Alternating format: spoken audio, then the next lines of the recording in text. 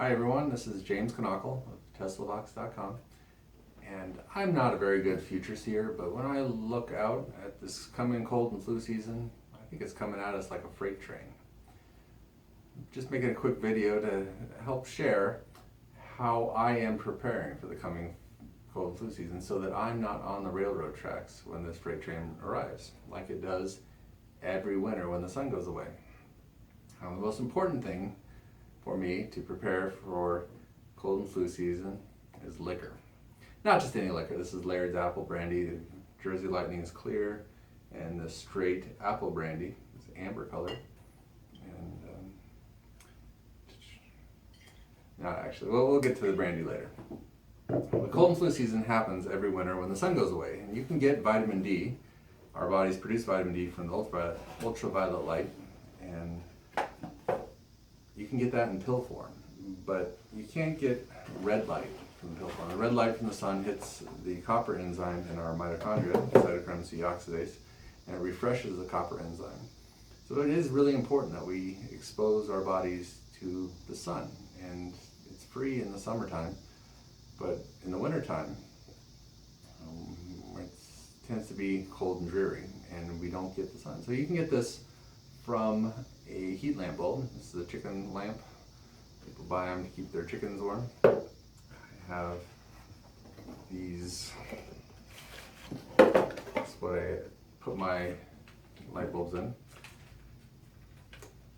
Found that the light's 250 watts, 500 watts of light on me was a little much, so I put this dimmer switch on here. I can adjust the intensity of my heat lamp bulbs. I also have LED heat lamps. This is my first one. Has red, orange, red, photo red, and deep red, infrared.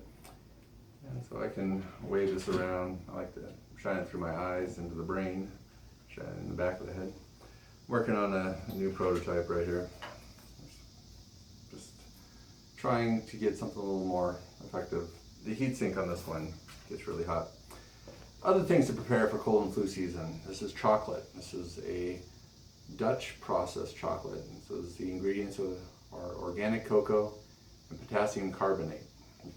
Now, by boiling the cocoa beans in the alkaline solution, potassium carbonate, it makes the nutrients in the chocolate more digestible. And chocolate is a good source of zinc, so it's very important to get lots of chocolate so you're ready for cold and flu season. I have my citrus juicer. In the modern world, we can get lemons and limes year-round.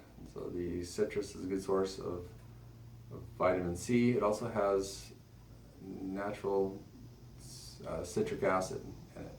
And so the citric acid plays important roles in all our body's chemistries. I don't really understand it, but citric acid from citrus is much better than citric acid from a chemistry laboratory.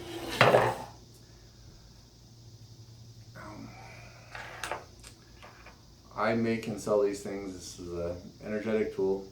I call this the grounding pendant. This is the grounding coin.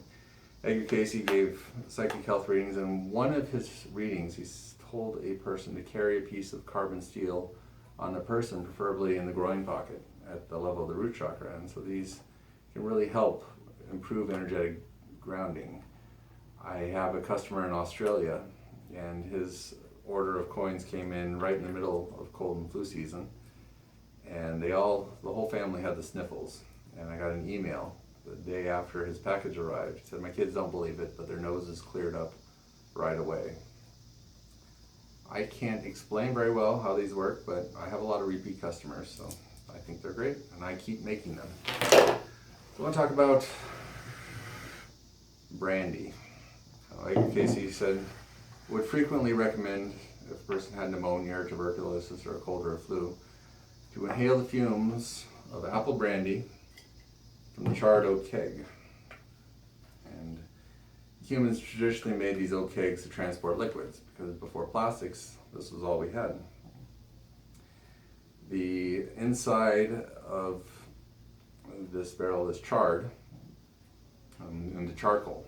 The charcoal filters the impurities in the apple brandy And the brandy also absorbs some of the essential oils from the oak. So it's a combination of ethanol and the apple and oak flavorings that make these barrels so tremendously therapeutic.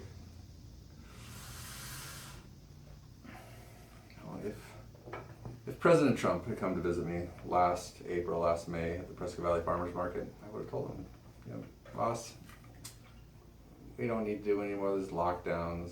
You just give everyone who gets the sniffles some apple brandy barrels.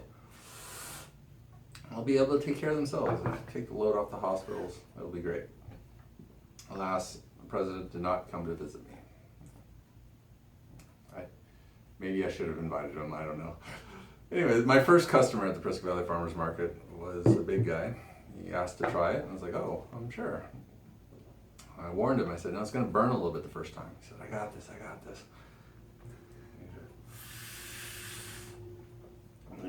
He had big lungs, so I was impressed. And he looks around, and he darts off around the parking lot. And 2 minutes later, he came back, he says, I'll take one.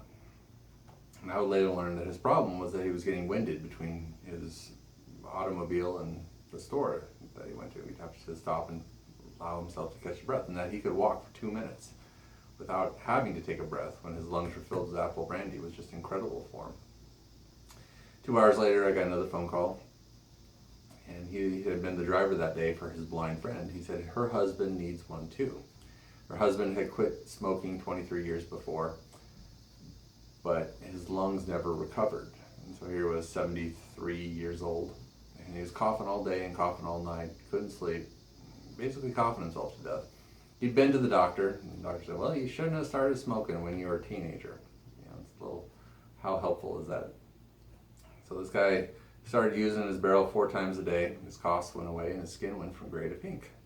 So the lady was impressed. She called me up. She said, I got 4 kids. I need 4 barrels. Then she started ordering more for her customers, and so I've been selling these for a while. It's people like them. So, but there's a problem, and the problem is that if you let your barrel dry out, say because it's not cold and flu season, the wood will shrink and you'll lose. They'll no longer be watertight, and so you have to re-soak them. It's a big deal. So what I've decided is that better than barrels maybe is these big gallon glass bottles. This is an apple juice bottle. It's all glass, and I'm going to drink the apple juice and save the bottle. And I'm going to see about getting some infusion sticks. These will be charred sticks of white oak, and I'll just drop a couple of these infusion sticks in this glass bottle, and then this way you don't have to worry about keeping your barrel full of liquid. Now, I did manage to get this lady's barrel rehydrated, and I filled it with water, and I juiced a lemon. I put the lemon water in the barrel to make sure that it wouldn't dry out on her again. She learned her lesson. Hopefully she'll take care of her barrel this time. She told me what had happened was her husband had switched from huffing on his apple brandy 4 times a day to just twice a day, morning and evening. And after a while, they got tired of pouring the liquor into the barrels, and they just started huffing straight off the bottle.